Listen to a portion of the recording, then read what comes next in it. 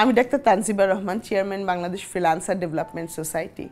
কাজ করছি medical freelancing নিয়ে। প্রথম মা হওয়ার অনুভূতিটি আর সকল মার মতোই আমারও অনেক কষ্ট এবং বাধা পেরিয়ে আমি মা হয়েছি। কর্মজীবী মহিলা মানে কিছু ধরনের চ্যালেঞ্জেস ফেস করতে হবে, ঠিক আমিও তাই করেছি এবং খুব সুন্দর করে সেগুলো পারও করেছি, কারণ দিন শেষে আমি মা। এই জন্য মা হিসেবে যে চ্যালেঞ্জেসগুলো আমরা সবচেয়ে বেশি ফেস করি, সেই চ্যালেঞ্জেসগুলোর মধ্যে বাচ্চা রেখে কাজ করতে যাওয়া বা অন্যান্য জিনিসগুলো, বাসার অন্য কাজগুলো মেনটেন করা, সেগুলো আমারও করতে হয়।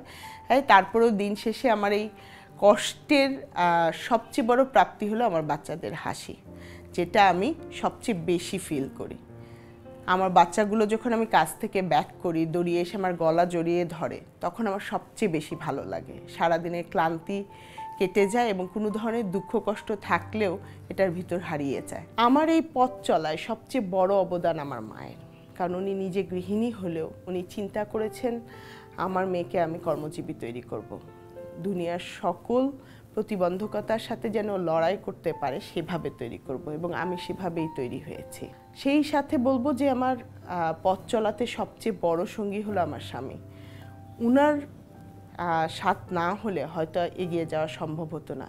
একসাথে একভাবে পথ চলার কারণেই আমি এগিয়ে আসতে পেরেছি। মা মানেই দীপ্ত পথ চলা, সকল ধরনের চ্যালেঞ্জেস উপেক্ষা করে নতুন সন্তানকে নতুন পৃথিবী দেওয়া।